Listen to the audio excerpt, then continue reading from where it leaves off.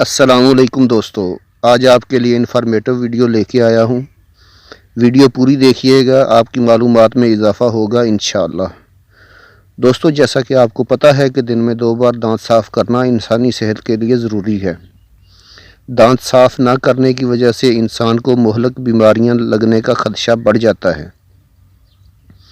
لیکن کیا آپ کو پتہ ہے کہ دانتوں کی صفائی کے ساتھ ساتھ زبان کی صفائی بھی ضروری ہے؟ دوستو، زبان کی صفائی کے لیے آپ اپنا ٹوتھ برش استعمال کر سکتے ہیں۔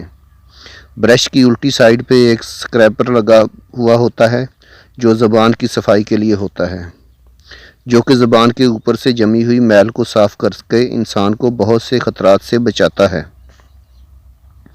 دوستو، اگر آپ کھانے کے بعد برش کر کے سمجھتے ہیں کہ آپ نے منہ کے جراثیم کو پاک کر لیا، تو یہ آپ کی خام خیالی ہے، کیونکہ زبان پہ موجود جراثیم دوبارہ دانتوں میں جا کر دانتوں کی سڑن کا باعث بن سکتے ہیں۔ اس سے بچنے کے لیے دانتوں کی صفائی کے بعد ہلکے ہاتھ سے زبان کی صفائی بھی کر لیا کریں۔ دوستو، عام طور پر اگر زبان کو دیکھا جائے تو اس کے اوپر مختلف قسم کی تہیں جمی ہوئی ہوتی ہیں، جو کہ کھانوں کے ذرات اور بیکٹیریا ہوتے ہیں، جو انسان کی صحت کے لیے مضر ہیں۔ اس لیے آرام سے زبان کو صاف کر کے اس کو اپنی اصل رنگت میں واپس لایا جا سکتا ہے۔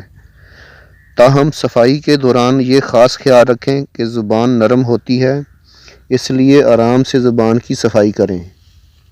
دوستو، صفائی کرنے سے ہمارے چکھنے کی صلاحیت بہت بہتر ہو جاتی ہے، چونکہ ہماری زبان پہ مختلف قسم کے ٹیسٹ بڈ موجود ہوتے ہیں جو کہ مختلف ذائقوں کو چکھنے میں مددگار ثابت ہوتے ہیں۔ مگر جب اس پر مختلف کھانوں کی تہیں جم جاتی ہیں تو زبان کے چکھنے کی صلاحیت متاثر ہوتی ہے۔ اور دوستو، زبان کی صفائی سے ہم کو سانس کی بدبو سے بھی نجات ملتی ہے۔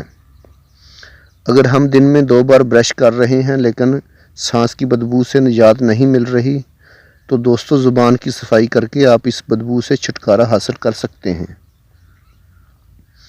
دوستو، زبان کی صفائی سے ہاضمے کا عمل بھی بہتر ہوتا ہے، چونکہ ہماری زبان ہماری غذا کی نالی کا دروازہ ہے۔ اگر یہیں سے کھانے میں جراثیم شامل ہو جائیں گے تو ہاضمے کا نظام براہ راست متاثر ہوگا۔